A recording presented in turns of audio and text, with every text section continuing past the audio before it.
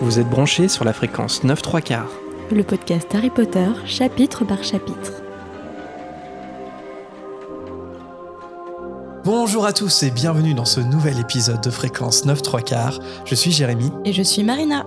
Ça fait déjà quelques temps qu'on a entamé notre relecture de La Coupe de Feu et je sais pas ce que vous en pensez, mais ça ferait plaisir de retrouver Poudlard un peu quand même. Et c'est ce qu'on s'apprête à faire dans ce chapitre 11, car comme son titre l'indique, on va embarquer à bord du Poudlard Express pour enfin retrouver notre école préférée dans la nature écossaise. On va donc traverser le Royaume-Uni en train et pour ce voyage, on va partager notre compartiment avec un invité qu'on est ravi de recevoir sur cet épisode. Pour le présenter, il a deux grandes qualités. Il est fan d'Harry Potter, ça déjà c'est validé, mais en plus il est bien plus drôle que nous. On est ravi de recevoir Vincent Coche. Salut Vincent, comment ça va ? Ça va très bien et vous deux ? Bah ouais, ça va, merci. Est-ce qu'on explique un peu le contexte de notre rencontre ? Vas-y Marina, je suis sûr que tu as envie de raconter aux auditeurs. Comment on a rencontré Vincent Coche ? On a été voir le spectacle de Thomas Dozer et Vincent Coche est la première partie de Thomas. Et oui. Et on a eu l'occasion de se rencontrer vite fait en coulisses. Et c'est comme ça qu'on a appris que tu étais un grand fan d'Harry Potter. Et qu'en plus de ça, tu as fait l'Harry Potter Comedy Night, un spectacle avec Jojo Bernard et un magicien qui se nomme Yanis. Un spectacle qui dure plus d'1 heure sur le thème d'Harry Potter et c'est assez fou. Ouais, on s'est beaucoup amusé à le faire en tout cas. Vraiment, c'est une sorte de plateau de comédie où on se succède l'un et l'autre et on essaye de faire des blagues vraiment full concentrées sur Harry Potter, quoi. Donc, l'exercice était compliqué parce que c'est des blagues qui n'ont pas été testées, etc. Mais franchement, on s'est trop amusé et puis on s'est retrouvé avec un public qui a vraiment joué le jeu, qui est venu en cosplay. Tout le monde avait... franchement, c'était genre super bien. Vraiment, même le bar avait joué le jeu en servant de la bière au beurre, etc. Ah, vraiment, trop bien. Franchement, c'était une pure soirée. Donc, il reste ça de cette soirée, de cette petite captation. Mais c'était vraiment bien. On s'est bien amusé à refaire. On s'est dit, faut forcément l'inviter dans notre podcast. Bah oui, forcément. Surtout qu'on avait reçu Thomas déjà, bien avant le spectacle, je crois. Puis un spectacle d'humour que sur Harry Potter, c'est le bonheur, quoi. C'est le bonheur. Ouais. Alors, on doit faire peut-être un petit avertissement. Les parents qui veulent mettre leur enfant devant le spectacle, c'est peut-être pas à mettre devant tous les yeux, enfin les oreilles surtout. Voilà, c'est pour un public quand même assez adulte. Ouais, donc, ça reste avec les codes du stand-up, en tout cas en ce qui me concerne ma partie, c'est vraiment on était devant le spectacle est globalement était déconseillé aux moins de 12 ans et après c'est il faut savoir quoi, c'est grivois quelquefois. Et comme tu l'as précisé Vincent, du coup il y a une captation qui est disponible sur la chaîne de Jojo Bernard, donc c'est la capta intégrale du spectacle, donc on mettra ça en description si vous voulez voir. Et puis maintenant vous commencez à avoir l'habitude, on a ouvert une page Patreon et donc on fera un after show avec Vincent qui sera disponible pour les Patreons où on va parler un peu plus en détail du coup de ton spectacle et puis peut-être de façon plus générale sur comment faire rire avec Harry Potter ou l'humour dans Harry Potter, enfin voilà. Et on diffusera plusieurs extraits, mais justement pour prendre un petit peu la couleur, on voulait balancer un premier extrait pour voir un petit peu, la couleur de ce que t'as fait comme sketch dans ce spectacle. On a choisi un premier extrait et c'est là où on voit à quel point t'es quand même un fan parce que tu dis dans cet extrait, on écoute ça, que t'as lu au moins 8 fois Harry Potter. Ouais. J'aime tellement Harry Potter, je me suis offert l'édition anglaise, tu vois, pour lire les vrais mots de J.K. Rowling. Rien compris, je parle pas anglais. J'ai con. Non, franchement, je crois que j'ai lu au moins, et je dis pas ça pour me la taper, je trouve ça même un peu nul, tu vois, mais j'ai lu au moins 8 fois les 7 tomes. Tellement j'aime Harry Potter, vraiment. Pourtant, j'avais compris dès la première lecture, c'est ça qu'il faut se dire, je suis pas totalement con. Tu vois, mais chaque lecture, je sais pas si vous avez lu plusieurs fois Harry Potter, mais chaque lecture est différente. Tu vois, moi, la première fois, quand Albus Dumbledore meurt, j'ai été triste. La deuxième fois, quand Albus Dumbledore meurt, j'ai trouvé ça trop bien écrit. La troisième fois, j'ai dit, mais il est trop court Dumbledore, ça fait trop faux qu'il se fait avoir. Le gars, il apprend jamais, quoi. Est-ce que t'as vraiment lu 8 fois Harry Potter ou c'était pour le sketch, Vincent ? Franchement, c'est prudent de dire 8 fois, probablement plus, ouais. Peut-être même plus, ok. Donc vous voyez, calé. Ouais, j'ai découvert Harry Potter, c'est mes premières lectures finalement, et Et en vrai, comme première lecture, donc c'était incroyable, vraiment. Et du coup, mais pour passer à une autre saga ou d'autres livres, ça a été un peu compliqué, vraiment. Déjà, même le passage tome 4 d'Harry Potter a été compliqué. J'ai découvert ça très jeune. Je suis né en 89, j'ai découvert le tome 4 n'était pas encore sorti. On avait beaucoup de promotions sur le tome 4, mais le tome 4 n'était pas sorti, et donc j'ai découvert Harry Potter. Et la transition tome 4, où je trouve que ça gagne un peu en maturité, notamment la première apparition des mange-morts, etc. Et je sais pas, j'ai eu un peu de mal déjà à aller plus loin. J'ai dû lire au moins déjà 3-4 fois le début du tome 4, quoi, pour me lancer, etc. Mais donc, ouais, fatalement, en essayant de changer de lecture, j'avais du mal, donc je suis retourné sur Harry Potter parce que j'aimais quand même lire. Et puis après, c'est une saga que je me lis, allez, une fois tous les 2-3 ans, quoi. Ouais, facile.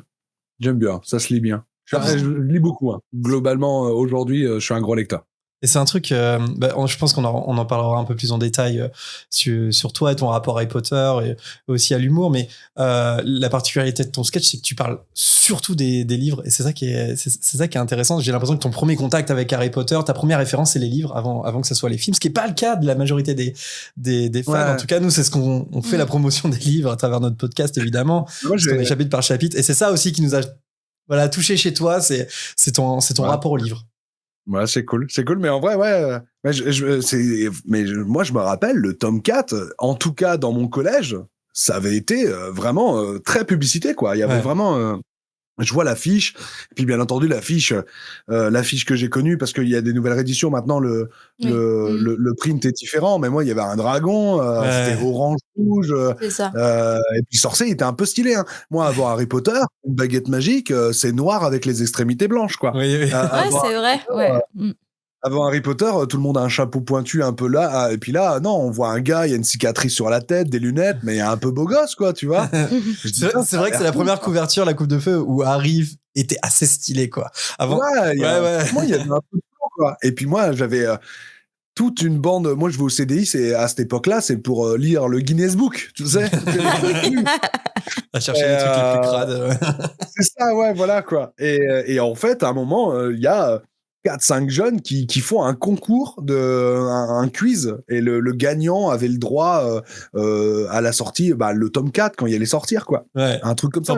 T'en parles dans ton sketch d'ailleurs. Ouais, c'est ça, j'en parle. Et je les ai trouvés beaux, les gars. Ils étaient passionnants, ils étaient et tout. Et moi, je rentre, ma mère, elle est fan de lecture. Elle était, et je lui ai demandé, alors, tu connais Harry Potter? Elle m'a dit ouais. Et puis elle avait le tome 3 dans les mains, quoi. Ouais. Et donc, du coup, fatalement, ouais, je me suis mis à les lire. Et puis enfin, finalement, une passion commune avec ma mère, quoi, tu vois, qui était tout le temps en train de lire. Et puis moi, ça m'a jamais fasciné. Et là, vraiment, les étoiles se sont alignées, quoi. C'est trop cool. Voilà, c'est un petit teasing de la discussion, je pense qu'on aura après l'épisode sur ton spectacle. Et juste pour ceux qui n'ont pas l'occasion après d'aller sur l'after show, est-ce que tu peux nous parler de ton spectacle que tu présentes à Lille pour le moment, c'est ça? Ah ouais, à Lille, et puis ça y est, on commence à avoir d'autres dates. On va jouer à Rouen dans pas longtemps. On commence à avoir d'autres dates un peu partout. Donc ouais, ça s'appelle Comme un grand. Et en fait, grosso modo, c'est autobiographique, ça va de soi. Et c'est du stand-up, je parle, je fais des blagues. Et ça raconte quoi? Ça raconte globalement, parce que je suis père, je suis papa, je suis parent. Et je suis parent, et je suis toujours le fils de mes parents. Tu vois ce que je veux dire? Ouais.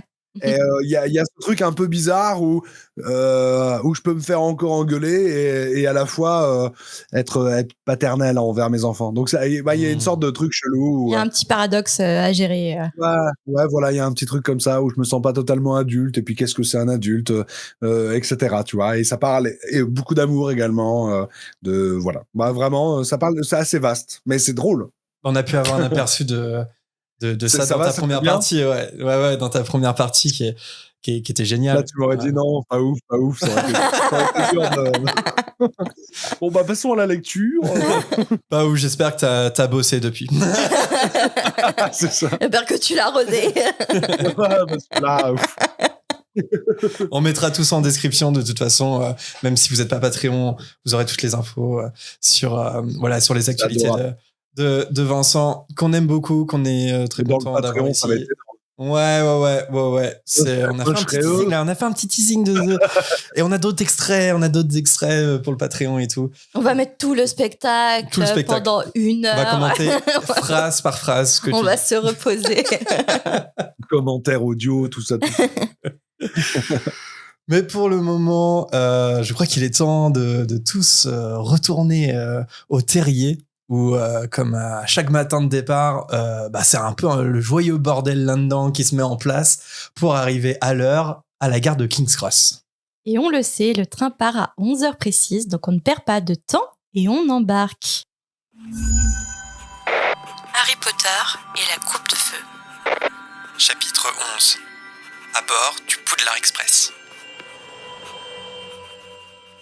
On est de retour au terrier, c'est le petit matin et il est déjà l'heure pour Harry et les autres de se préparer pour le départ à King's Cross.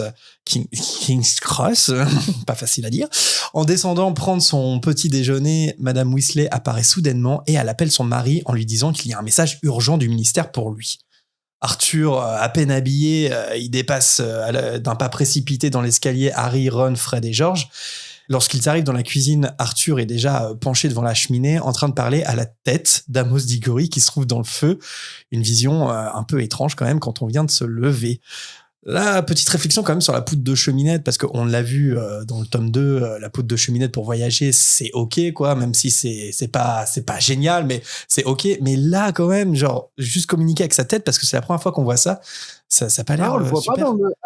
Je pensais qu'on le voyait dans le tome 3. Mais non, c'est vrai, c'est la première fois qu'on le voit. Ouais, je crois pas. Je crois que c'est la première fois qu'on voit vraiment. Si, de toute façon, Harry est surpris. Donc oui, c'est la Oui, première fois. ouais, il se lève le matin. Mais en même temps, je le comprends. Hein. Tu viens de te lever le matin, tu vois une tête dans le feu. Surtout la façon dont c'est représenté dans les films, je trouve que c'est assez flippant en plus. Cet aspect cendre et tout, c'est...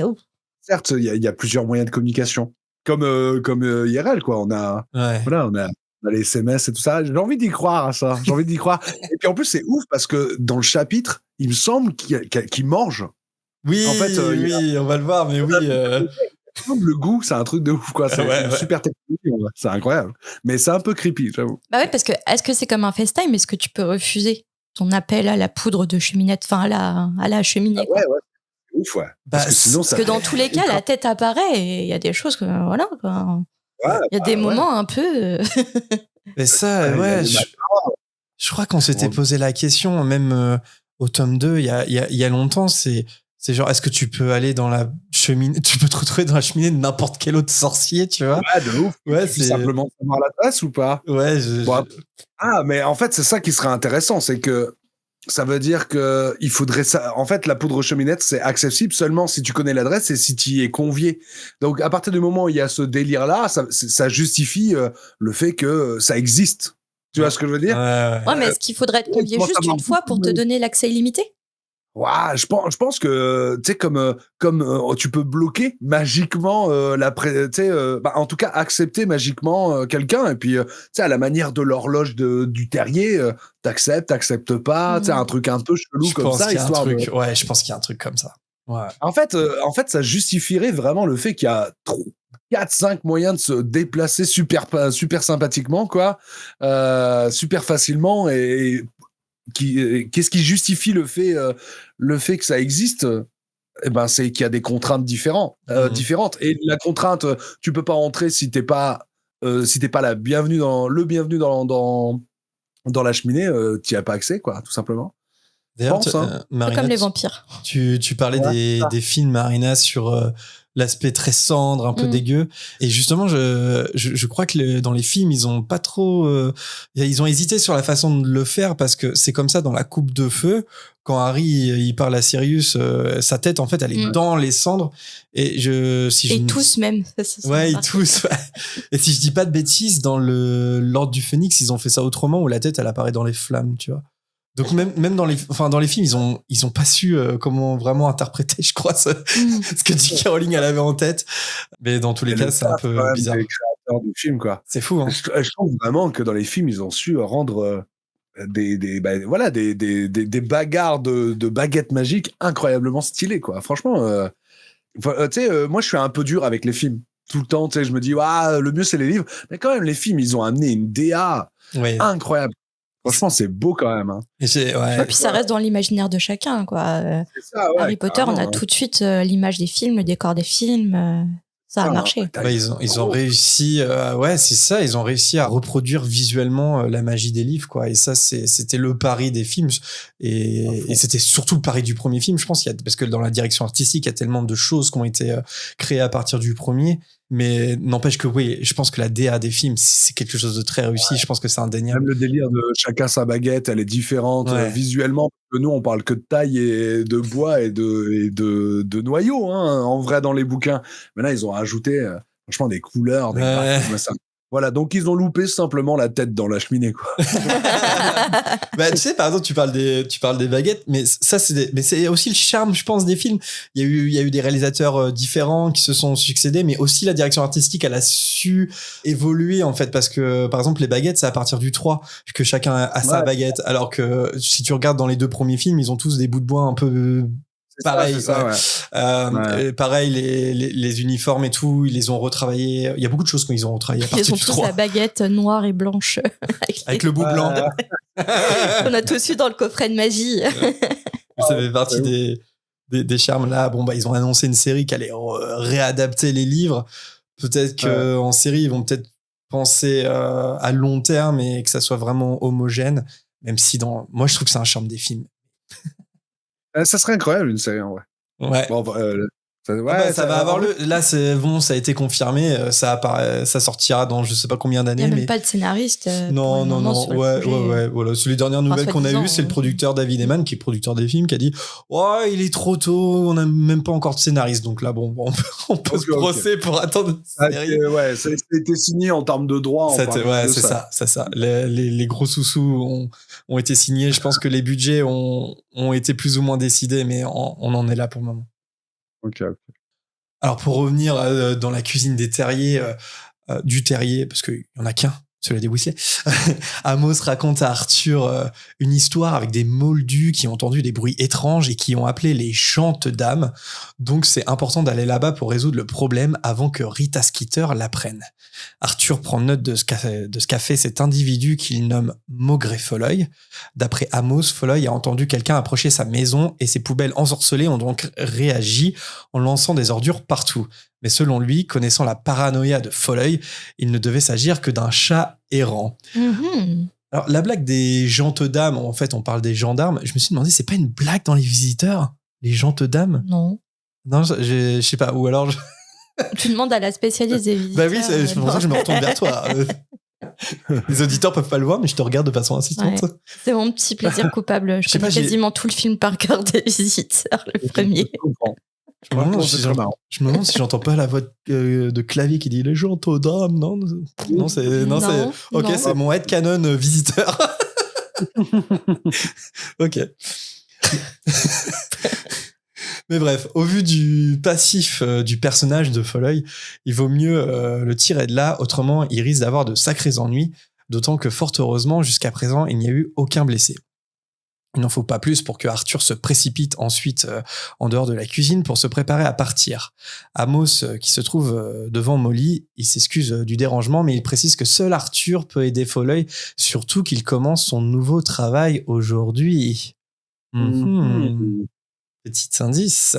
Mais du coup, on est d'accord que l'événement avec les gendarmes, la voisine et tout ça, c'est au moment où Folleuil se fait remplacer par Croupton Junior. Oui. Ouais, c'est ça. Ouais. Marina redécouvre l'histoire. Bah oui. Ah oui. J'aime bien ces petits moments. Mais attends, oui, c'est bien ça qui se passe. Mais non, mais je les relis chaque année quasiment. Et pourtant, chaque année, je les découvre. Et comme tu disais dans ton spectacle, dans ton sketch, Vincent, c'est qu'à chaque fois, t'as des ressentis différents, t'as des réactions différentes à chaque relecture, en fait. Puis en vrai, c'est ce qu'on disait, je crois, dans le chapitre précédent et peut-être encore dans les autres. L'histoire de la coupe de feu est complexe quand même. Et t'as beau avoir lu les livres ou même les relire, comme le film est beaucoup plus simple, des fois t'es là en mode attends, oui, ce passage-là, oui, c'est le moment où Barty Croupton Junior, parce que ça dans le film c'est même pas évoqué en fait. C'est carrément éludé, ouais. Premier chagrin d'ailleurs le film. Vraiment, c'est le premier chagrin d'adaptation. Ouais. Tu vois, moi, franchement, le 1, je l'ai kiffé de ouf. Le 1, je l'ai kiffé de ouf. Le 2, je l'ai kiffé de ouf. Et le 3, un peu moins, mais parce que ça y est, on commence à sortir, justement, on commence à enlever les capes et mettre des pulls à capuche. Mais typiquement, j'étais dans cet âge-là où je commençais à trouver Hermione très mignonne. J'avais le même âge, hein, je rassure tout le monde. Et, et ouais, donc, tu vois, donc ça va, ça m'a plu encore. Et puis en plus, vraiment, le tome 3, ça a été très longtemps mon tome préféré. Comme beaucoup de monde, parce qu'il y a un loup-garou, Lupin, il est incroyable, j'adore l'acteur en plus. Donc tout est trop bien dans le tome 3. Et le tome 4, c'est vraiment le premier chagrin. C'est la première fois où j'ai dit waouh, là, ils ont vraiment pas bien travaillé. Tu sais, j'étais vraiment pas content. Aujourd'hui, je suis sûr, je le regarde, je le trouverai bien. Mais. Mais on le dit, vraiment on le dit souvent, ça. Enfin, c'est vrai que depuis qu'on a commencé le tome 4, ça revient souvent parce qu'on parle tout le temps de l'adaptation forcément au cinéma.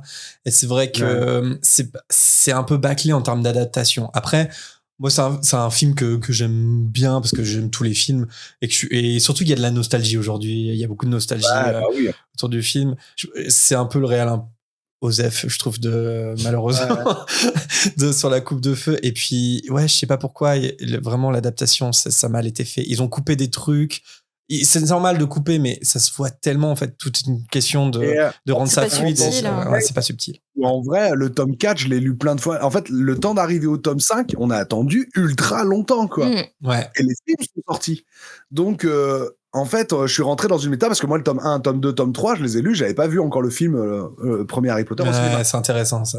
Donc, du coup, moi, je me suis pris, à jeun les 3 premiers tomes. Et après, j'ai découvert au film et j'étais agréablement surpris de redécouvrir les livres à travers l'œil de quelqu'un d'autre. Mais le tome 4, j'avais torché le livre et j'étais impatient, du coup, qu'il y a un film qui allait sortir. Tu sais, je voyais une scène, j'ai dit waouh, je suis pressé de la voir. Tellement. Notamment la Coupe du monde de Quidditch. Voilà, tu sais, il y avait plein de moments où je disais pressé de voir cette scène et fatalement. Donc c'est peut-être aussi ça en plus qui a fait vraiment que j'ai été pas mal déçu. Mais gros chagrin. J'ai des problèmes de mémoire, de me rappeler vraiment mes lectures et tout. Par contre, je me retrouve complètement dans ce que tu dis parce qu'il y a un truc dont je me souviens parce que moi, c'est pareil. J'ai découvert, non, c'est pas pareil. J'ai découvert avec le premier film, mais je me suis enchaîné les 4 livres après qui étaient sortis. Et je me souviens particulièrement que la Coupe de Feu, j'étais tout excité. Je me suis dit, mais comment ils vont faire ça au cinéma? Bah, ils vont pas faire. Ils vont pas faire la Coupe du monde de Quidditch. Ils l'ont pas fait. Mais ouais, je me souviens que j'étais hyper excité de me dire, et plus le temps approchait, plus les films sortaient, et vraiment j'avais la Coupe de Feu spécialement en tête parce que je trouvais ça vraiment épique, exceptionnel en fait, comme livre. Ouais, un peu resté sur ma faim à l'époque, toujours aujourd'hui, mais c'est comme ça. Justement, je me permets de replacer une petite pub pour le podcast de Frédéric, du podcast En attendant ma lettre de Poudlard que l'on a reçu il y a 2-3 épisodes de ça. Je sais le plus. balado. T'aimes bien dire ça. Et là, elle a sorti donc un épisode qu'elle a fait en 2 parties parce que ça dure plus de 4 heures. Et en fait, avec 2 invités, elle compare les films et enfin le 4e livre avec le film. Et c'est assez cool parce qu'ils font vraiment chapitre par chapitre avec le film. Bon, bah finalement, on a des choses à dire sur celui-là. ouais, franchement, c'est hyper sympa. C'est hyper sympa à écouter. Et c'est comme ça que j'ai appris que du coup, notre podcast en québécois, ça se disait fréquence 9 3/4. Fréquence 9 3/4, le balado québécois-français. Bah, c'est bien, tu leur feras ton accent. Alors, pour revenir au chapitre, Molly, elle est très compréhensive par rapport à Amos Diggory et on parlait de ça tout à l'heure, elle lui offre même un petit toast qu'Amos met dans sa bouche volontiers avant de s'en aller à son tour. Donc apparemment, on peut manger. C'est un peu bizarre comme concept, mais c'est possible. À la suite de quoi, Arthur, désormais habillé d'une robe de sorcier et coiffé, il souhaite à tout le monde une bonne rentrée. Bill et Charlie entrent au même moment où leur père s'en va et Bill demande ce qui se passe avec Maugrey Folloy. Molly lui répond et elle précise qu'Arthur a beaucoup d'estime pour lui malgré les rumeurs comme quoi il serait un peu cinglé, le Maugrey Folloy. Alors j'aime bien quand Fred il précise que leur père est pas forcément une référence pour savoir si quelqu'un est sain d'esprit ou pas, sachant qu'il collectionne les prises de courant. J'aime bien sa réflexion sur son père et que Dumbledore non plus niveau folie c'est pas forcément une référence, mais Voilà, j'aime bien ce petit clin d'œil de la Après, part de Fred. Maugrey Folloy, c'est quand même un niveau supérieur. C'est ouf d'ailleurs que Maugrey Folloy, il s'est fait. Ça veut dire que il doit être costaud quand même, Croupton Junior, quand même. Pour Non, mais- avoir. ouais. Je pense que c'est sa folie qui le rend costaud aussi. Non, mais il y a un truc de fou. On parle souvent d'Ombrage, on parle souvent de Bellatrix Lestrange. Moi, je trouve qu'on parle pas assez de Croupton Junior quand même. Parce que le gars, dont déjà. Il a été chez Maugrey Folloy. Hein, il a bolossé Maugrey Folloy, mais surtout, il a réussi à se faire passer pour lui pendant toute une année sans que personne ne s'en rende compte. Mais s'expliquer comment il a réussi à le neutraliser ou pas? Non. Que c'est un ancien Aurore quand même. Folloy, c'est ça qui est ouf. En fait, c'est moi à la lecture du chapitre, parce que c'est loin finalement. À la lecture du chapitre, je dis il y a bolos Maugrey Folloy quoi. Ouais. Et ouais, peut-être pendant l'interrogatoire, c'est vrai qu'il en refait mention et peut-être qu'il y a un truc un peu plus malin et qui est pas parti vraiment mano à mano en toquant chez lui combattre les poubelles magiques et Maugrey Folloy. Ça me semble vraiment très très costaud. Mais il doit l'être. Après, on le voit, malheureusement, Maugrey Folloy meurt dans les reliques de la mort à la bataille des 7 Potters. Spoiler alert. Mais la preuve qu'il est pas infaillible, en fait. C'est-à-dire qu'il a beau... Après, je le vois un peu comme un Aurore cassé quand même, Maugrey Folloy. C'est-à-dire que ça a été le plus grand Aurore en son temps, mais son temps est un peu passé quand même. Il reste puissant, mais ça reste surtout un vieux parano, je trouve. Je pense que en fait, dans tous les cas, moi je pense que tu peux être extrêmement puissant et puis mourir d'un Avada Kedavra dans le dos. Ah oui, bah par contre, c'est ça que ça raconte. Oui. T'as beau être le plus grand. Ouais, tu peux être le plus grand, voilà, parce qu'il est quand même en train de protéger un faux Harry quand il est là. Ouais, non, en fait, je trouve que c'est même symboliquement, c'est incroyable qu'en fait il meurt alors que entre Maugrey Folloy et Lupin. C'est bien plus tard dans l'histoire, mais quand Lupin meurt, on te dit écoute, personne n'est à l'abri. Fred, encore pire, mais c'est surtout ça arrive à Lupin, je trouve. Où Lupin, on te dit t'as vu, il est mort quoi, lorsque tu l'aimais bien, hein, tu vois. Donc l'aimer ne sauve pas et ne protège pas un personnage. Et l'expérimentation et l'expérience et tout le background qu'on t'a fait, toute la légende qu'on a créée d'un personnage te le sauve pas non plus. Et moi, je trouve que ces deux paramètres ont fait que chaque page, on avait peur qu'il y a quelqu'un qui meure, quoi. C'est ça. Voilà. Moi, je trouve d'avoir détruit Maugrey Folloy et Lupin, c'était le combo parfait pour être vraiment en insécurité totale pendant la bataille finale, quoi. Tu vois, je veux dire, je vois pas qui est plus. Si, Dumbledore, mais Dumbledore, il est mort il y a 2 tomes, tu vois. Ouais, donc, c'est ça. En fait, je pense que la mort de Maugrey Folloy, elle arrive à point parce que certes, Dumbledore est mort dans le tome d'avant, mais les reliques de la mort commencent et c'est là pour pas te faire oublier que les personnages vont être en danger pendant tout le dernier tome. Elle fait tuer celui-là qu'on pense invincible, en fait. Et ça, c'est très fort. Quoi. Ouais. C'est incroyable, quoi. Et puis après, derrière, j'adore Harry Potter. Non, c'est vrai. Attends, on va diffuser un extrait où tu dis que tu as lu 8 fois Harry Potter. C'est ça. Mais bref, mais ouais. Donc, il doit être vraiment costaud. Ouais. Croupton. D'ailleurs, Charlie explique ensuite que Maugrey était un grand Aurore en son temps, c'est ce qu'on a dit, et qu'il a emprisonné beaucoup de personnes à Azkaban. Et aujourd'hui, il a viré un peu parano à cause de s'être fait autant d'ennemis. En vrai, je comprends, tu vois, genre quand vraiment, si t'as la moitié de la prison qui est là-bas à cause de toi, je comprends qu'il est viré un peu chelou. Ouais, et puis en plus, ça doit être. Quand tu mets autant de gars en prison, c'est que t'as passé beaucoup de temps avec ces gens-là. Je pense que tu perds un peu foi au bout d'un moment. Ouais. Vous aimeriez avoir son miroir à ennemis là pour détecter si t'as des ennemis proches de toi? Oh, la parano. Non, je pourrais pas. C'est un truc de parano aussi. Et en plus, tu découvres des ennemis que tu ne soupçonnais pas. Ouais, mais justement, c'est bien de. Je pense que l'ignorance est une vertu en vrai des fois. Ouais. Juste pas savoir que t'as des traîtres chez toi, c'est bien. Ouais, non, j'aimerais pas.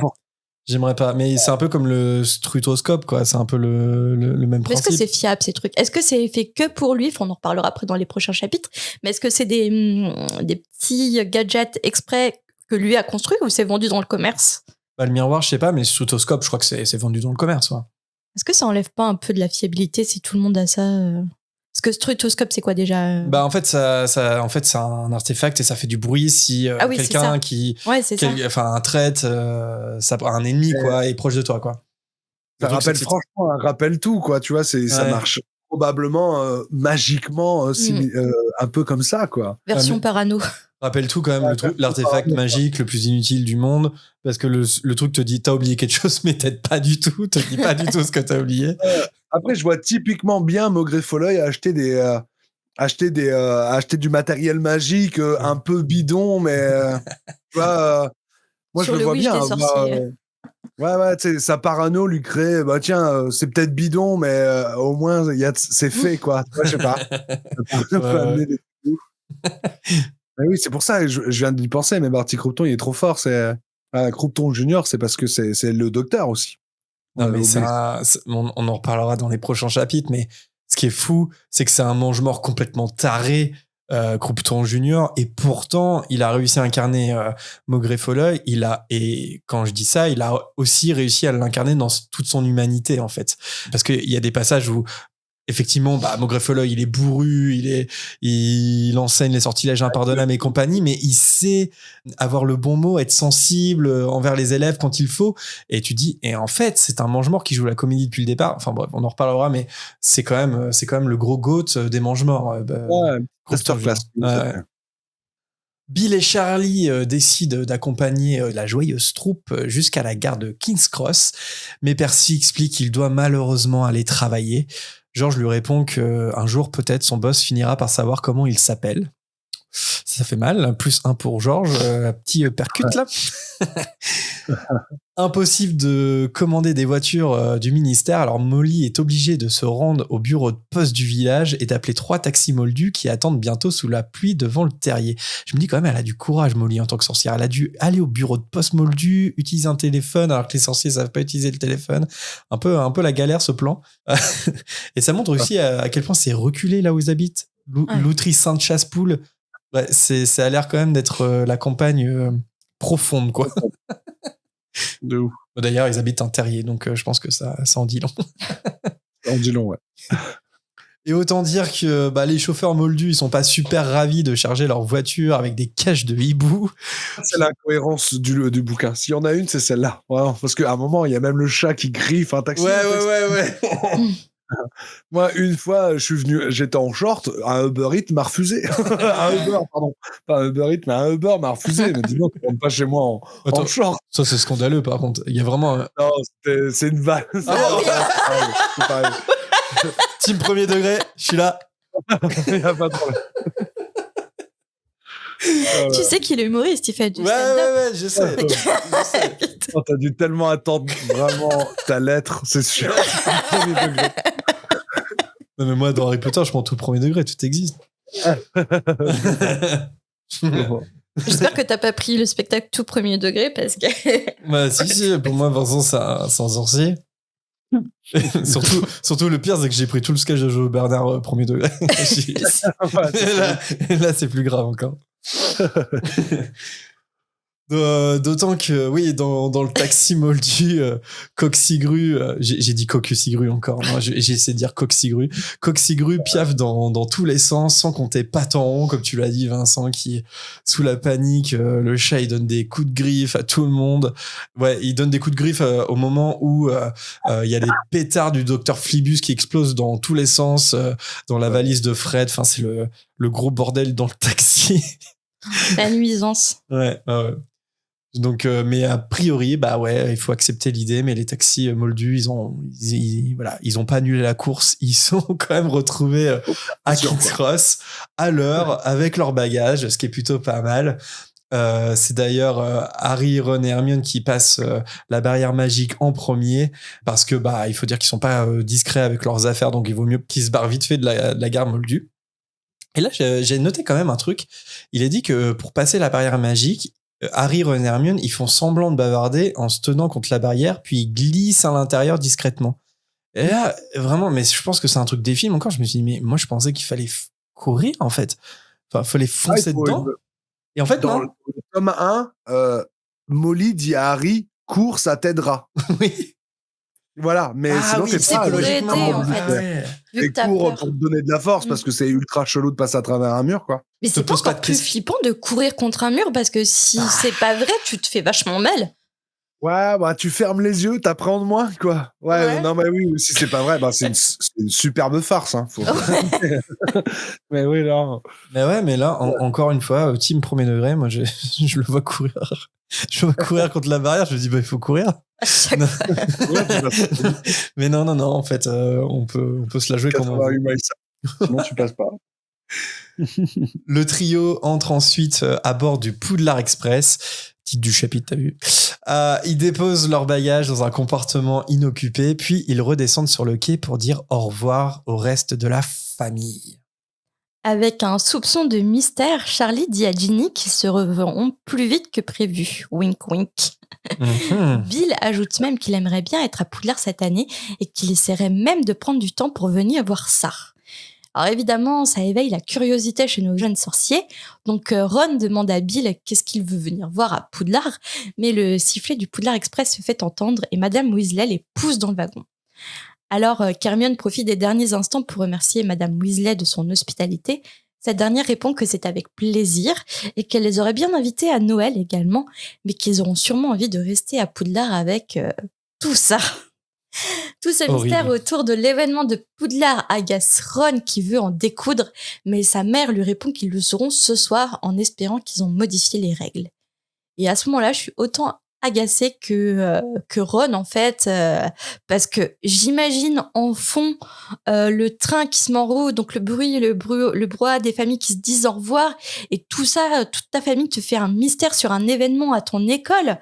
T'as envie de savoir et c'est énervant tout ce teasing en fait, soit tu dis rien, soit tu dis pas du tout. C'est le genre de situation qui m'énerve quand on dit les choses à moitié. Ouais, quand on tease un truc. Ah ouais, c'est super. C'est vrai que toi, ça t'arrive énervant. pas du tout de le faire. Non. Ah non, pas du tout, toi. Non, c'est toi. T'es pas du genre à dire ah, faut que je te dise un truc. Non, laisse tomber. Non. si, tu le fais tout le temps. Tu le fais tout le temps. D'ailleurs, ça m'a pensé un peu à toi, ce passage. Règlement de Règle. compte. Alors que Harry, Ron et Hermione retournent dans leur compartiment, Ron rumine toujours à propos du mystère de Poudlard. Mais Hermione le fait taire. La voix de Drago Malfoy leur parvient par la porte du compartiment ouverte. Dans le compartiment voisin, Drago raconte que son père voulait l'envoyer à Durmstrang, mais que sa mère ne voulait pas qu'il parte si loin pour étudier. Apparemment, Durmstrang est bien plus ouvert à la magie noire et plus fermé au niveau sang pur, filtrage, que Poudlard. Là-bas, il n'y a pas de cours de défense contre les forces du mal, mais des cours de magie noire plutôt. Là, Drago, il dit que Durmstrang, ça accueille pas les nés moldus. Mais là, je me suis vraiment posé la question, est-ce que c'est vrai que Durmstrang n'accueille pas les sorciers nés moldus? Parce que... Ou alors c'est lui un peu qui délire. Bah ouais, en fait, là pour le coup, ça peut être les deux versions sont bonnes. Hein. Moi, je trouve que l'information qui est ultra importante dans ça, c'est que moi, je viens d'apprendre que les sorts contre la les cours de lutte contre la magie, là, je sais pas quoi. Ouais. Contre les forces du On mal. a compris. Ouais, contre les forces du mal, ouais. Et ben, c'est considéré comme ringard par Malfoy. Ouais. Moi, c'était juste le cours le plus badass, quoi. Et de savoir que on fait pas ce cours un peu nul, je dis waouh, c'est ouf. En fait, je trouve que à travers Durmstrang, là, carrément l'autrice, elle nous dit Poudlard, c'est une bille dans l'océan de la magie, quoi. C'est ça. C'est vraiment, il y a plein de magies différentes, il y a plein d'écoles différentes. Elle nous l'a déjà call, les chapitres précédents, mais là encore plus, quoi. Encore plus, là, il y a des philosophies qui sont même carrément différentes d'établissement en établissement. C'est ultra passionnant. C'est ça, c'est qu'à Poudlard, en fait, c'est un cours de défense contre les forces du mal. Mais ouais, mais en fait, Durmstrang, je pense que c'est un cours sur la magie noire, en fait, ou sur les forces du mal, mais pas directement sur la défense. En fait, t'enlèves défense et. Mais ce qui est pas très malin de la part du directeur, parce que le directeur, c'est un ancien mange-mort. Bah oui. Et le mec, il bâtit sa réputation sur son amour de la magie noire. Alors quand même, il a un background pas cool. Ouais. Est-ce que c'est pas ça qui génère finalement les fantasmes de Malfoy, de Malfoy, tu vois? Est-ce que c'est pas ça, justement, plus connaît un peu finalement les bails, il voit un peu c'est qui ce gars-là, il sait que c'est un grand méchant. Et puis là-bas, c'est dans le nord. Bah, tu sais, je sais pas, ça a une imagerie qui est un peu vénère et il y a du fantasme. Comme nous, à son âge, quand on avait 14, 15 ans, et ben on fantasmait le lycée plus loin ou le collège plus loin. Ou là-bas, franchement, ils appellent les pions par leur prénom, quoi. Tu sais, il y a ce genre de truc. Non, moi j'étais un vrai nerd. Moi, la seule école que je vénérais, c'était Poudlard. Non, mais je pensais au Némoldu parce que, en vrai, c'est les animaux fantastiques qui sont venus un peu remettre en perspective certains trucs par rapport au Némoldu. Parce que on a appris l'existence des Obscurus, le fait que Ariana, la sœur de Dumbledore, c'en était une aussi. En gros, si t'apprends pas aux jeunes sorciers à canaliser leur magie, ils peuvent devenir extrêmement dangereux. Donc en fait, je me dis, genre, si c'est vraiment la seule école ou une des rares écoles en Europe de l'Est et vraiment que ça accueille pas les Némoldus, que deviennent les Némoldus d'Europe de l'Est, quoi? Est-ce que ça devient pas des Obscurus en puissance? Ils vont dans d'autres écoles, non? Ou ils vont dans d'autres écoles, ouais. À Poudlard ou...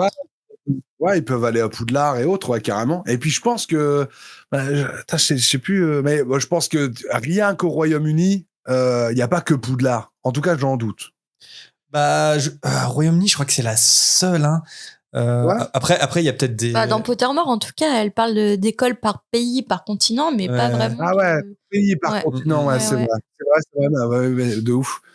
De ouf. Après, comment ça s'appelle les écoles privées avec des moyens d'éducation alternatifs? Montessori? Ouais, ça se trouve, il y a un Montessori magique anglais, une espèce d'alternative à Poudlard avec des frais d'inscription qui sont 10 fois plus élevés. 10 fois plus élevés.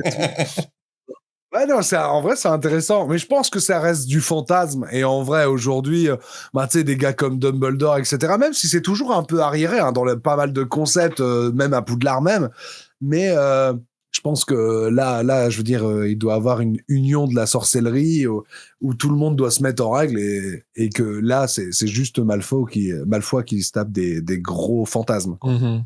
Ouais. Mais je pense que les Serpentards, ils doivent se raconter leur petite histoire. Il y a, comme tu dis, un petit fantasme autour de Durmstrang et puis tu penses que tous toujours des frustrés de Durmstrang et l'herbe est toujours plus verte ailleurs en fait. C'est ça. Hermione se lève afin de fermer la porte du compartiment afin de faire taire l'horrible voix de Malfoy. Hermione est en colère, elle aurait préféré qu'il aille à Durmstrang comme ça et il l'aurait pas eu sur le dos depuis toutes ces années. Pas faux. Et du coup, j'ai pensé à une idée de fanfiction à vos petits doigts. Que serait devenu Drago si ses parents l'avaient inscrit à Durmstrang? Je suis sûr que ça existe. Je pense. Drago à Durmstrang. Ouais. Bah, il serait devenu mange-mort 1000 fois plus vite, non? Si ce qu'il fantasme est vrai, en fait.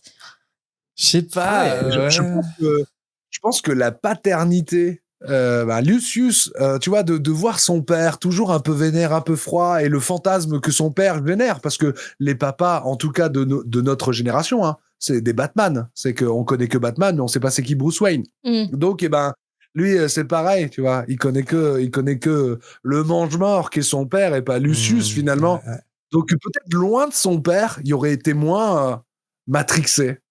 Et peut-être que ça aurait été plus loin de ses parents. Tu vois ce que je veux dire? Si, encore une fois, Durmstrang, cette école-là, c'est que du fantasme, mais en vrai, c'est une école comme toutes les écoles de sorcellerie. Je pense, je pense. La preuve, c'est que là, dans ce tome-là, il y a des élèves de Durmstrang qui vont s'acclimater à Poudlard pendant toute une année. Alors certes, il n'y a pas des cours en commun ni rien, mais les écoles restent amies, en fait. La preuve, c'est que le tournoi des 3 sorciers existe parce qu'il y a des relations amicales entre les écoles. Donc, j'arrive pas à imaginer que ça soit vraiment quelque chose de complètement différent et que ça soit hardcore à Durmstrang. Ouais, mais surtout la rivalité qui est créée, c'est par les directeurs et leur différence de point de vue, surtout, en fait. Ouais. Hein. C'est pas tant avec les étudiants.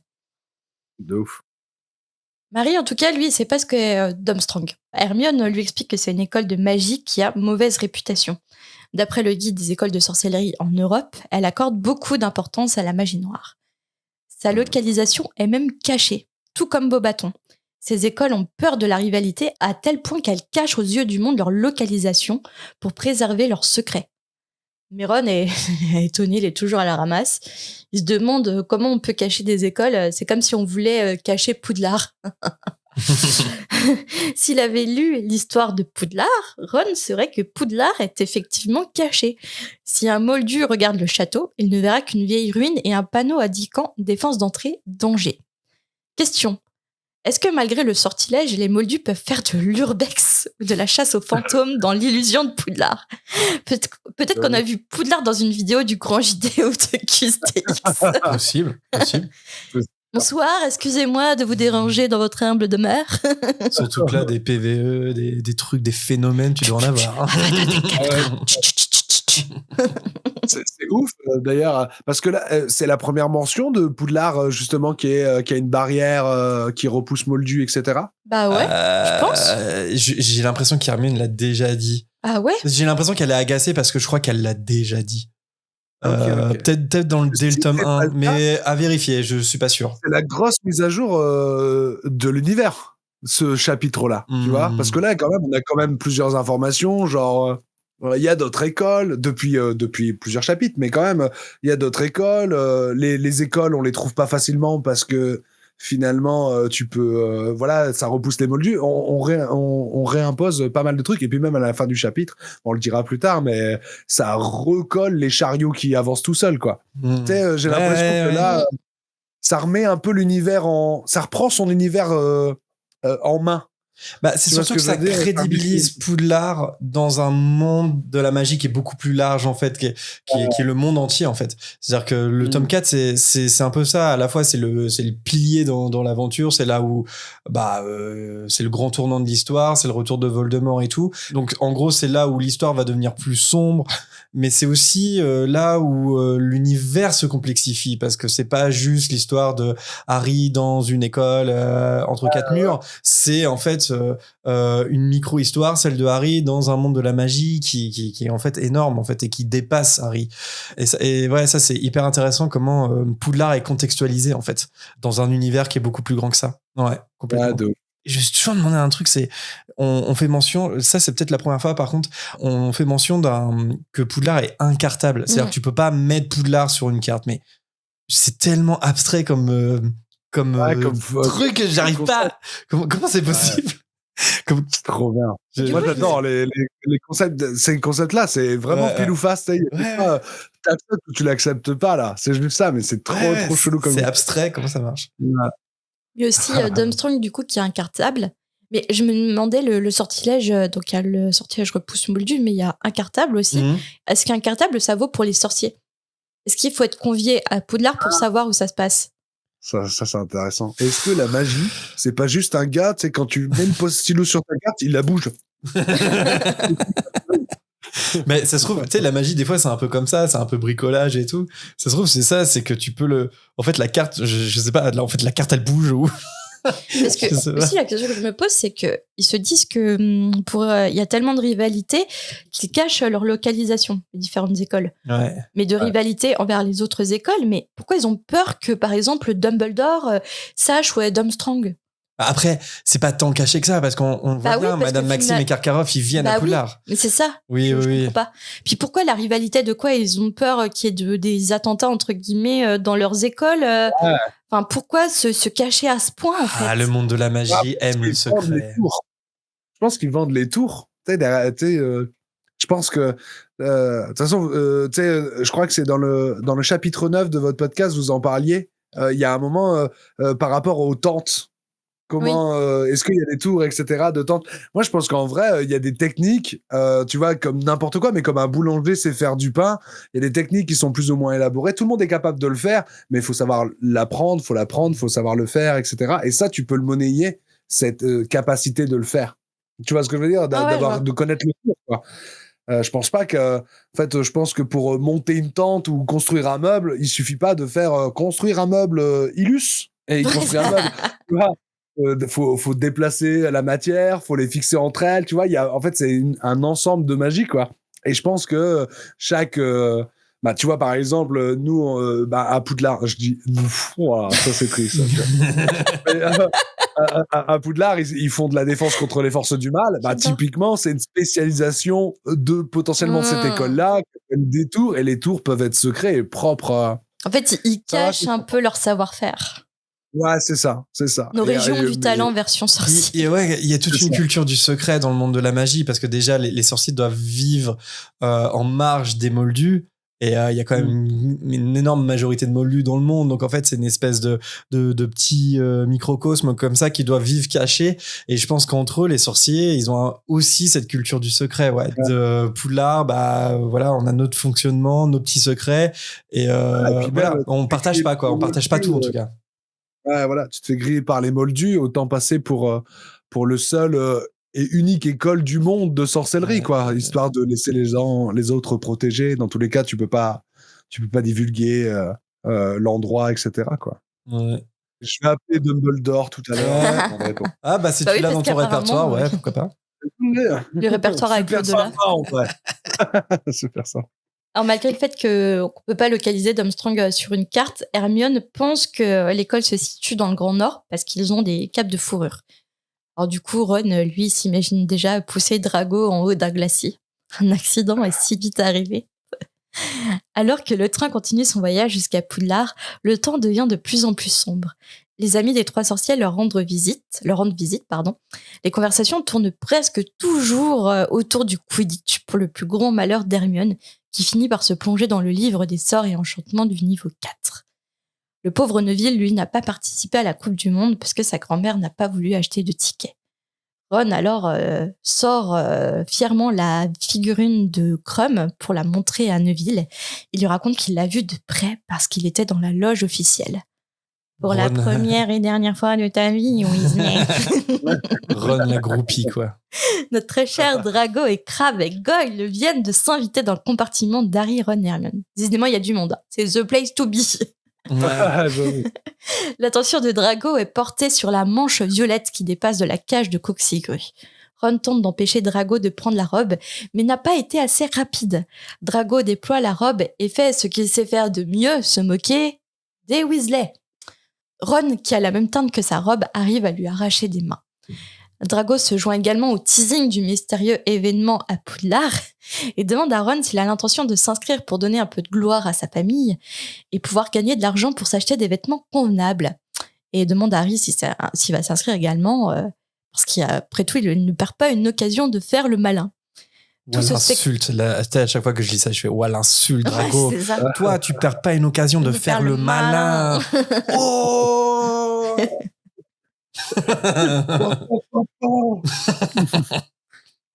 Tout ce spectacle rend Hermione de mauvaise humeur. Elle dit à Drago, soit il leur dit de quoi il parle, ou soit il s'en va. Et là, rien ne peut plus réjouir Drago sur le moment que le fait de savoir que Ron, Harry et Hermione ne savent pas ce qu'il va se passer à Poudlard. Pourtant, le père de Ron travaille au ministère, mais sûrement que son père a accès à des plus hauts représentants du ministère que le sien. Cornelius Fudge en a parlé à Lucius depuis bien longtemps. Et non, petit con, c'est juste que sa famille a gardé le secret. Je peux leur faire la surprise. Je crois que c'est encore pire de se faire teaser par Drago. Ah ouais. Quoi. Mais il aime bien faire ça. Il aime bien, sous-entendre qu'il sait mieux que toi. Ça revient souvent, ça. Il le fait souvent à Harry, par exemple. C'est ah ouais, t'es pas au courant? Ah bon, bah tu vas voir. Voilà. Ouais. Insupportable. Tu vas moins faire le malin. Ah, tu fais le malin, Harry. Sur ce, Drago, Crabbe et Goyle partent du compartiment en se moquant. De colère, Ron ferme si fort la porte que la vitre se brise. Dans un ton plein de reproches, Hermione marmonne un réparo et la vitre se répare. Mais c'est fou quand même qu'elle a réussi à casser la vitre. Ouais, je pense qu'il était vénère. Ouais. Ron reste de mauvaise humeur jusqu'à l'arrivée à Poudlard et le temps ne va pas améliorer son humeur puisque les élèves sont accueillis par du tonnerre et une pluie torrentielle. Malgré le déluge, Harry réussit à saluer Hagrid.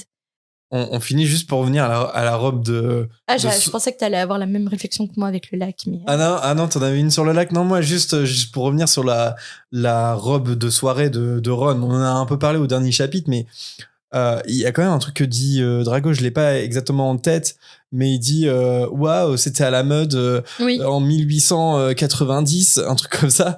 Et là, je me dis ouais, mais quand même le monde de la magie, là, on est en 1994 et c'est pas forcément super différent, je pense, que d'il y a un siècle.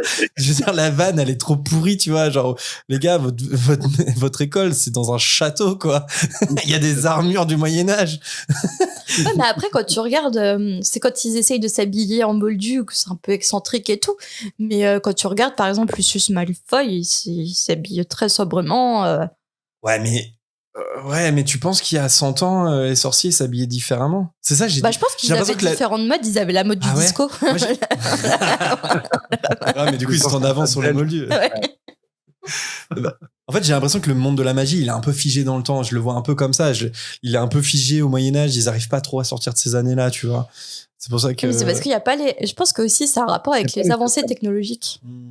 Ouais. Je pense que c'est pas nécessaire pour eux de se développer plus. Ils sont bien là. Ah non, ils sont bien. Mais bon, c'est juste la remarque de Drago, du coup, elle fait aucun sens, je trouve.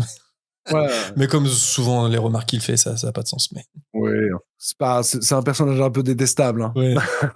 Et toi, sur le lac, c'était quoi? Non, mais je me dis, c'est chaud quand même de les emmener par le lac alors qu'il pleut à torrent, il y a du tonnerre et tout, c'est hyper dangereux. C'est la tradition, c'est comme ça, c'est chaque année. Comme ça. Et d'ailleurs, ça fait écho au spectacle en description, le lac. Oui. Oui. Il doit y avoir un petit Diggory qui se noie. Ah non, doit y avoir un petit Diggory. il fallait laisser découvrir les gens. Spoil pas. Spoiler. Ah. Mais, ouais, c'est protégé magiquement. Hein. Il y a toujours cette astuce-là. Hein. Oui. Tu sais. Oui. Tais-toi, c'est magique en gros, c'est ça. Voilà. Il y a un dôme magique. Des barques inretournables. Et on n'en parle plus. Parce que même dans le lac, il y a un monstre marin, quoi, aussi. Ouais.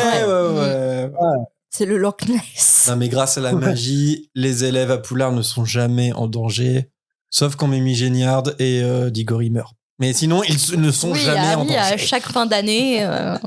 Sauf à chaque fois donné, il y a un petit mort. Mais voilà, c'est dans la décharge qu'ont signé les parents. Mais les stats restent bonnes, quoi, ça va. On a plus de diplômés que de morts. Alors.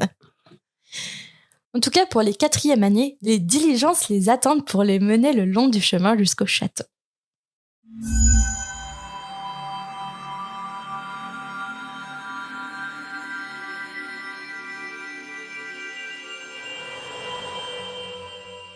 Merci Marina pour ce chapitre à bord du Poudlard Express. Merci. Je sais pas pourquoi j'ai pris un semblant d'accent belge. C'est peut-être parce que j'ai Jojo Bernard j'ai encore son sketch là. Elle tient Vincent dans la tête. Mais il est pas belge. Non, c'est plus c'est un accent du Schnorr. Ouais, c'est un accent du Nord. Wow, un peu grossier. Un peu grossier. Et merci Vincent, merci pour toutes tes remarques. On a diffusé un extrait en intro pour montrer que t'es à fond dans Harry Potter, mais il n'y avait pas besoin. Je pense que tu l'as démontré quand t'as dit nous à Poudlard. Je sentais qu'il débordait là. Écoutez les moldus. Moi, à Poudlard, en tout cas. Ah ouais, non, t'as basculé, là, t'es un sorcier. T'as appris mon professeur de potion. Il est temps de sélectionner un personnage qui nous a particulièrement marqué, s'il y en a un, dans ce chapitre. Marina, si tu devais retenir moi, j'en ai pas vraiment un. Ouais. Plus... Ouais, c'est le teasing qui m'a saoulé. Mais... Ah, ça t'a énervé, là. Bill, Charlie, Molly, Drago, ça t'a saoulé. Non, un personnage, Drago, parce que même s'il apparaît qu'une minute, quelques phrases, il a le don d'être énervant, en fait. Qui perd pas une occasion de faire le malin. Et je prends cette voix-là, mais parce que vraiment, dans les livres audio, Bernard Giraudot, il le fait comme ça. J'ai pas su aller plus loin vraiment parce que Hagrid est trop débile et son Malfoy est trop relou. Ouais, il est très nasal comme ça. Ouais, en vrai, il le fait bien, hein, c'est décrit comme ça dans le livre. Quoi, tu vois. Mais c'est juste, moi, ça me fait chier. Quoi. Ah, mais du coup, t'as pas eu l'occasion d'entendre Lupin en pizzaiolo peu italien. Lupin, c'est vrai. C'est Mario Pizzaiolo. Ah, trop bien, j'aurais été jusque-là. Mais je sais pas le niveau d'Oulo, c'est ouf, j'ai essayé, mais... Ils sont un peu durs. Moi, je suis le premier à le dire. Mais après, il y a beaucoup d'auditeurs qui, ont un rapport vachement nostalgique parce qu'ils les ont écoutés quand ils étaient petits et ça marche beaucoup plus sur eux. Mais quand tu découvres ça un peu sur le tard, c'est dur. C'est dur. Ouais, ça tue un game, hein, l'enfance et tout. Mais ouais, moi, je l'écoutais sur le tard et je t'avoue que, je sais pas, livre audio. Je suis pas fan du format, du concept livre audio. Je suis pas un grand fan, quoi. J'aime bien lire, quoi. Ouais. Et en vrai, il y a tellement de trucs à l'audio, que ce soit des podcasts, parce que je suis un grand féru de podcasts, mais et écouter de la musique, fatalement aussi. Je veux dire, livre audio, ça va pas parce que ça me demande une certaine concentration. Je veux dire, un podcast, je peux m'endormir en plein milieu et me réveiller et dire, ils en sont là. Il y a pas de problème, quoi. Un livre, j'ai peur de passer à côté du nom de l'avocat et qui est le meurtrier de la fin, quoi. Bah, en fait, moi, ça marche bien, par exemple, sur Harry Potter, parce que tu connais par cœur. Bah ouais, en fait, j'aime bien le mettre en fond. C'est pas grave si t'as pas tout, mais ça peut en fait, j'aime bien, ça peut créer une ambiance sur des livres que tu connais déjà. Par contre, découvrir un livre par un livre audio, c'est vrai que moi, je le fais jamais, par exemple. Et c'est peut-être un peu bête, mais j'ai tenté aussi d'écouter des livres audio. Et avec un livre que je ne connais pas, mon imaginaire, marche moins bien, en fait. Ah ouais, il est bridé. Ouais. J'ai du mal à créer le monde du livre, j'y arrive pas. Après, tout dépend du narrateur aussi. Enfin, je le dis souvent sur Harry Potter. Vraiment, si vous êtes un peu à l'aise avec l'anglais, tentez le livre anglais. C'est le premier que je conseille, qui est lu par Stephen Fry, qui est un acteur extraordinaire. Et puis l'américain, en américain, c'est Jim Dale. Et lui, il interprète les personnages, mais il arrive vraiment à transformer sa voix. C'est impressionnant. Après, on adhère ou on n'adhère pas, mais par exemple, Stephen Fry, c'est exceptionnel quand même ce qu'il a réussi à faire sur Harry Potter. Même si vous connaissez pas très bien l'anglais, c'est peut-être justement si vous connaissez très bien Harry Potter, écouter en anglais, ça va probablement vous aider à comprendre mieux l'anglais. Ouais. Ça, c'est pour le coup, c'est une vraie bonne solution. Tu vois, franchement, je te jure, je vais le noter. Je vais écouter les livres audio en anglais. Quand j'apprenais l'anglais, c'est vraiment un truc que j'ai fait. J'ai découvert le livre audio de Stephen Fry, mais en fait, je lisais quand même le livre en anglais. Et c'est un peu comme quand tu regardes un film ou une série en version originale, mais avec les sous-titres en anglais. En fait, ça te permet d'entendre, mais aussi de lire. Et en fait, tu associes en fait les mots à leur prononciation. Et je trouve que c'est un moyen extraordinaire de progresser dans une langue, que ce soit l'anglais ou autre, d'ailleurs. Mais ouais.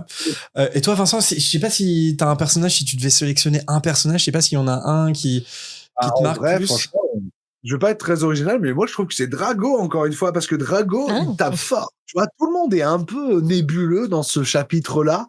On te dit bien plus, on te rappelle bien plus qu'est Poudlard, où est Poudlard. Voilà, franchement, il y a beaucoup de rêves, même de toute façon, le Poudlard Express, on en fait à peine mention, quoi. Il est même pas rouge dans ce chapitre-là, franchement. Il rentre dedans, c'est tout. Donc, c'est pas du tout mis en abîme.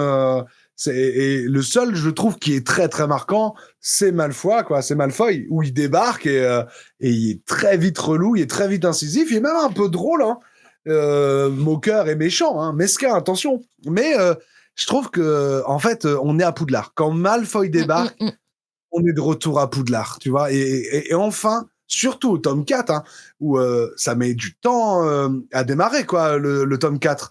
Le tome 4, on est d'accord, avant le tournoi de Quidditch, il y a la maison des Gédusors. Ouais.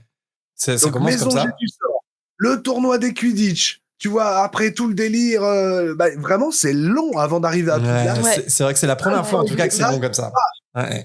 Enfin, c'est seulement quand Malfoy débarque et commence à embêter tout le monde, Hermione revient au galop, elle dit qu'elle l'emmerde, Ron y est encore plus saoulé et à la fois ridicule, le pot. Tu vois, Harry qui dit jamais rien parce que c'est un flot de caractère personnage, tout le monde s'en fout. Et donc, tu vois, mais on est là-dedans et enfin, c'est à ce moment-là que je mets mes pieds dans mes pantoufles, quoi. Oui, je vois ce que tu veux dire. Ouais, ça fait plaisir. Mais c'est, comme on disait en intro, ça fait plaisir de revenir à Poudlard. Parce que même si on les a vus, Dragon, on l'a vu à la Coupe du Monde, mais c'est pas pareil quand même là. C'est le retour un peu, aux sources, quoi. C'est Poudlard Express, école de magie. Et c'est vrai que c'est la première fois, là, on est au chapitre 11, ils sont toujours pas Poudlard. C'est la première fois que c'est aussi long que ça. Ouais. Mais c'est pas plus mal aussi, parce que ça permet de découvrir aussi l'extérieur de Poudlard, le petit monde qui gravite, le monde des sorciers qui gravite autour de Poudlard. Ouais. Si je devais retenir 2 personnages, j'en ai Mais on t'a retenu- pas demandé, Jérém. Ouais, ok. Alors, on passe à la volière. Non, en vrai, c'est. En plus, tu vas dire Drago comme nous.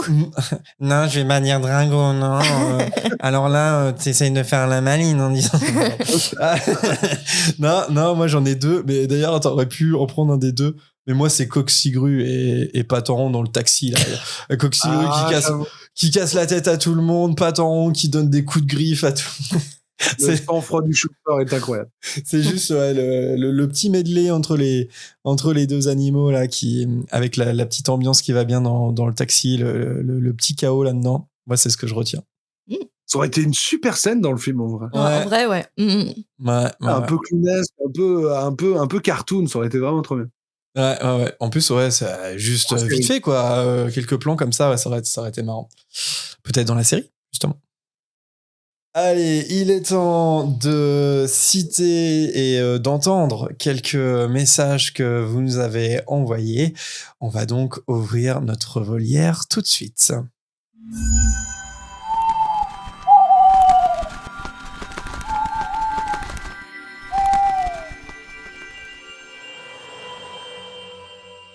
Et on commence par un premier hibou sonore qui nous a été envoyé par notre auditrice Alice.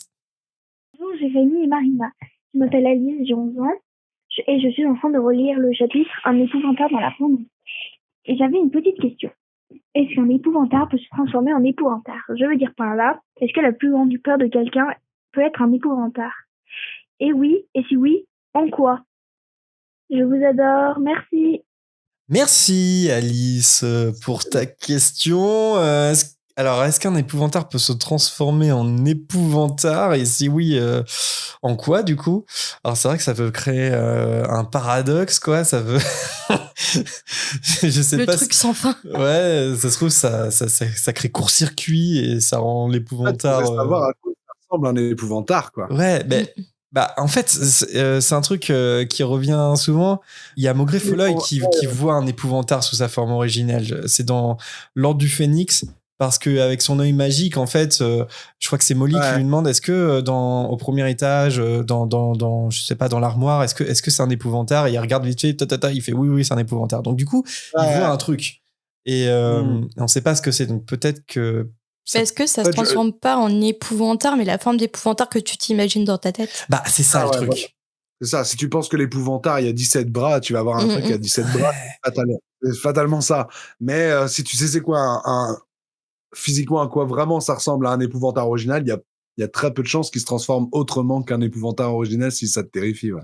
Mais je pense que personne... Enfin, là, Maugrey, je pense que c'est une exception. Donc, en vrai, je pense que si t'as peur des épouvantards, en vrai, je pense que c'est une peur inconsciente, assez profonde en toi. Et justement, je me suis demandé ça parce que comme c'est une peur qui est pas incarnée, et je pense pas qu'il y a moyen de savoir, à part si t'es Maugrey Folloy, encore une fois, mais il y a pas moyen de savoir c'est quoi la forme originelle d'un épouvantard. Du coup, je me demande si l'épouvantard, il prendrait pas un malin plaisir à se rendre invisible ou à faire comprendre qu'il est là par des bruits, des trucs un peu hantés, ou en tout cas à te faire peur, à incarner l'idée que tu te fais d'un épouvantard, en fait. Voilà, c'est ça que je voulais dire. Je crois pas ça si malin, un épouvantard.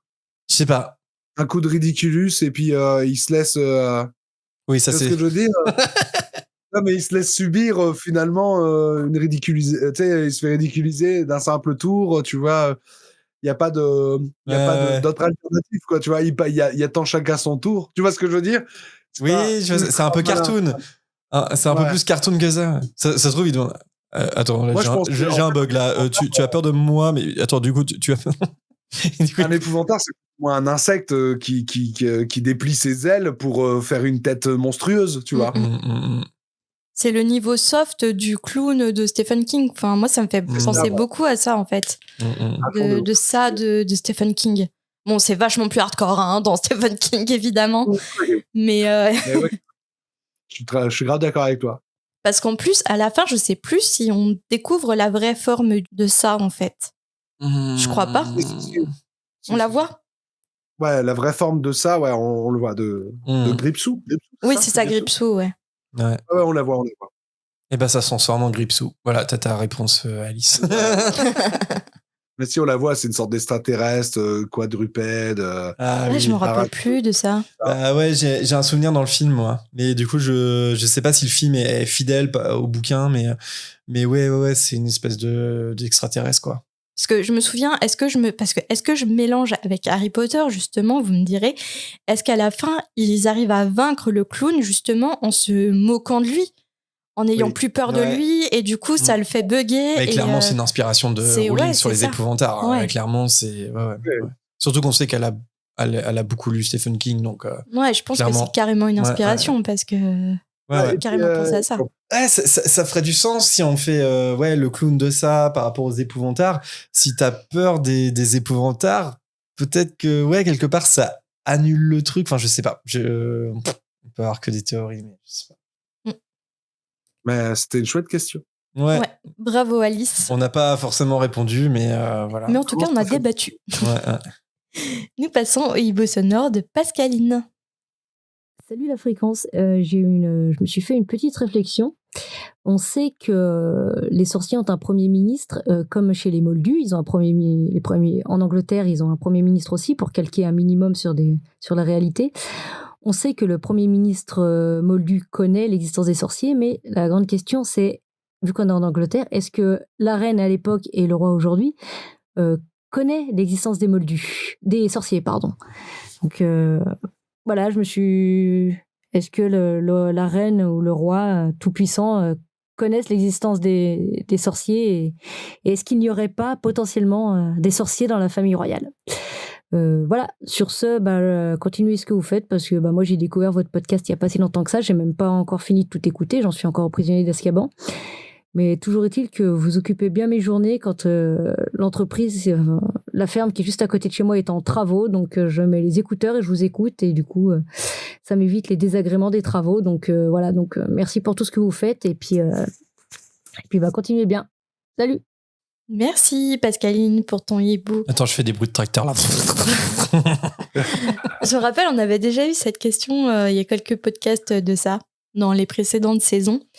Et en fait, on était venu à la conclusion que la reine, enfin les précédentes reines et rois, n'étaient pas au courant, c'était seulement le Premier ministre.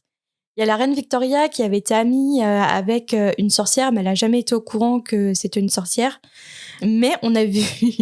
Ça marche plus aujourd'hui. On avait eu la théorie selon laquelle la reine Elisabeth avait la pierre philosophale et qu'elle était au courant. Mais du coup, la pauvre Elisabeth, ça marche plus aujourd'hui. Non, mais je pense surtout que c'était une sorcière. C'était une sorcière. Un spin-off où un héritier de la couronne est un sorcier et débarque à Poudlard, c'est incroyable. Ah ouais. C'est pas une des sagas que t'avais commencé à écrire, du coup, Vincent, qui t'explique dans Ouais, je suis à 96 chapitres. Vraiment très prolifique, le gars.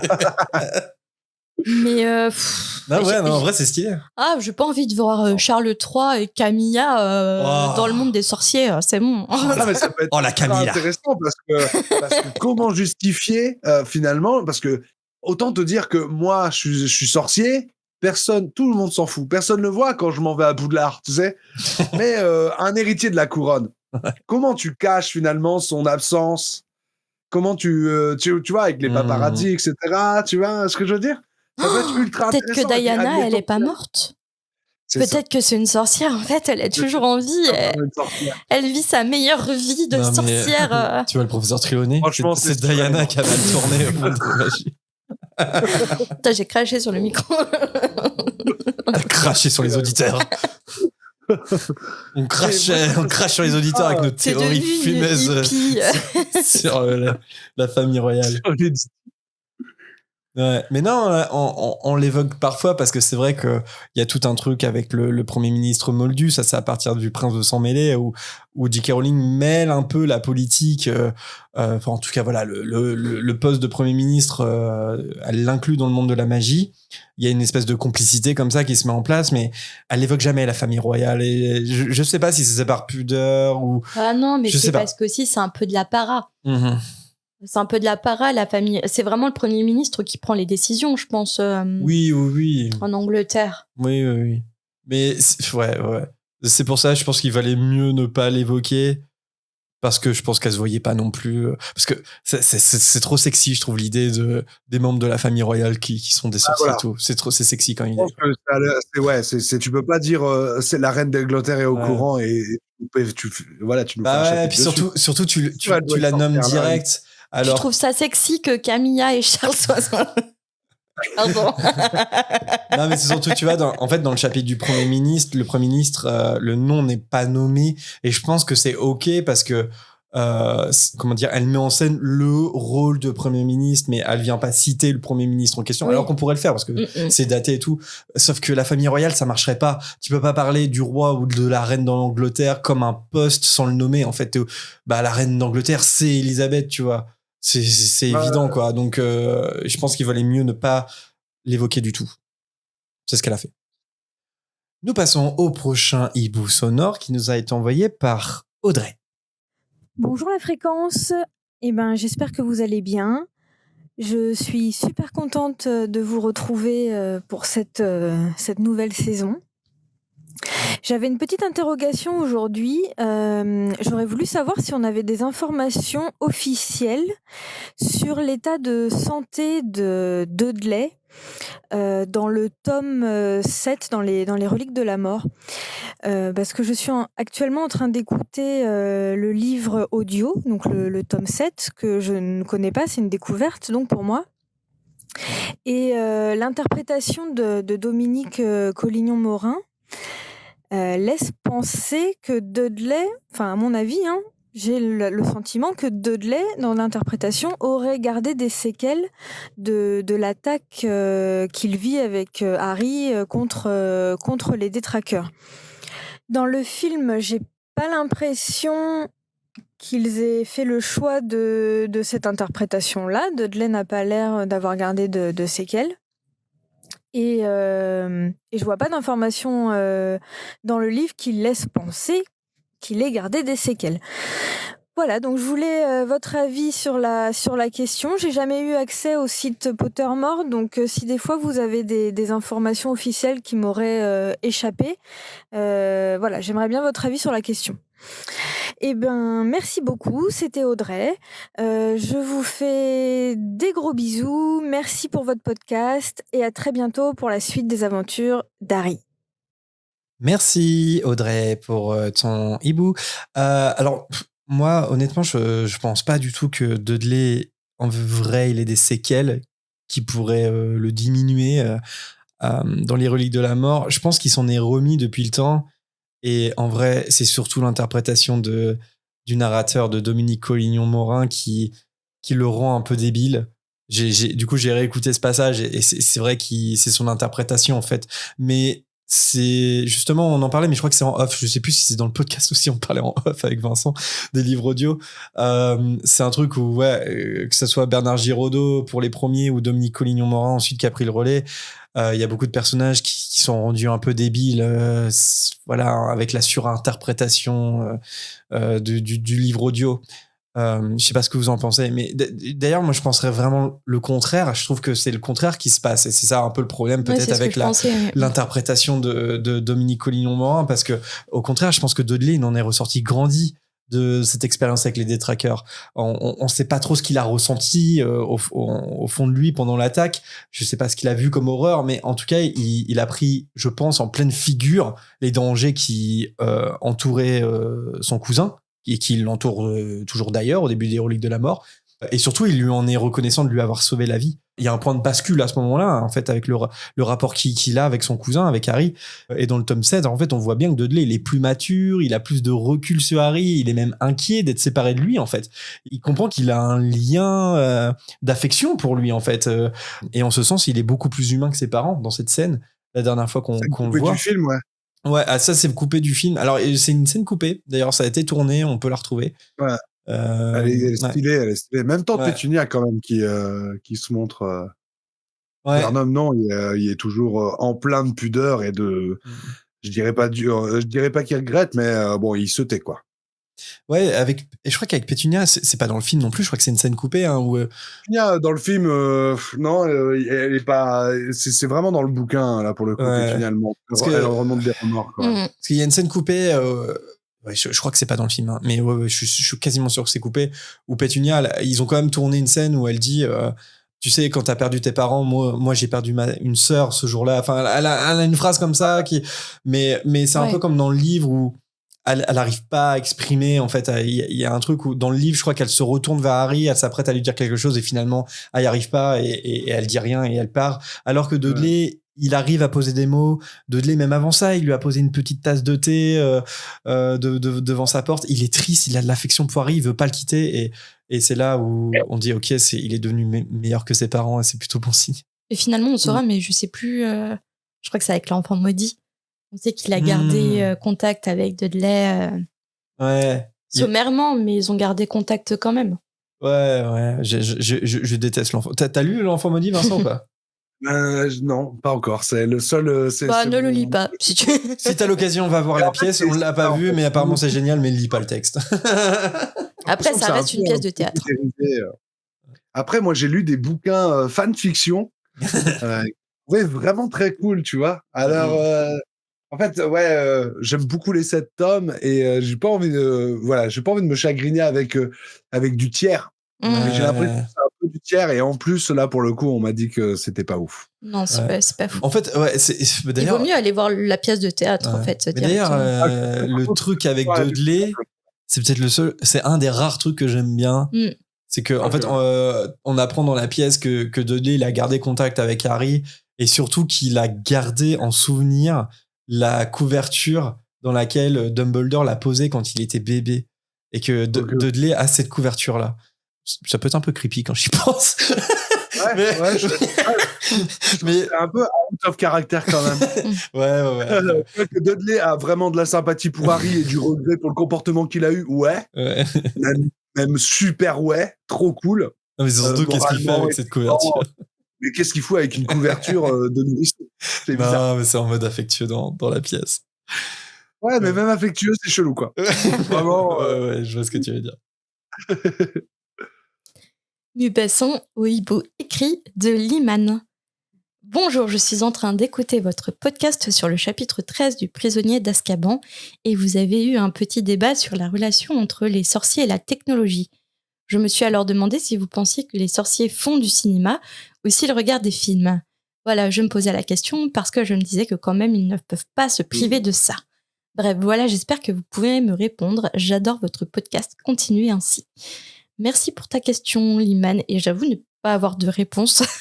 C'est vrai que cinéma. Bah ouais, est-ce que je les imagine un peu arty, les sorciers? Pas tellement. Je les imagine pas faire du cinéma, en fait. Je sais pas vous, mais ouais, j'imagine pas un cinéma sorcier. J'imagine ça, Vincent? Ah ouais. Moi, je pense qu'à partir du moment où ils font du sport, tu vois, non mais ils font du sport, ils font de la littérature. Pourquoi pas du cinéma? Ouais, c'est vrai. En plus, magiquement, ça peut être intéressant. C'est sûr que la 3D, elle est ouf chez eux. Ouais.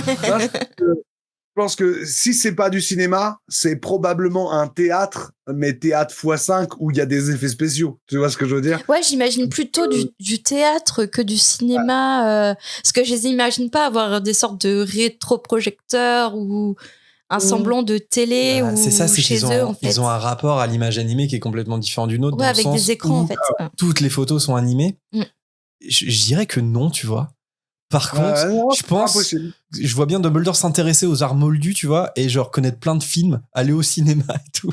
Je pense qu'il y a des sorciers un peu barrés qui regardent le cinéma moldu, parce que franchement, notre cinéma, il est stylé quand même. Il y a quand même, voilà, tu vois. Mais les sorciers en eux-mêmes créent des films. Bizarrement, j'arrive pas à l'imaginer. Dans un monde où toutes les images bougent, j'arrive pas à imaginer ça. Je sais pas.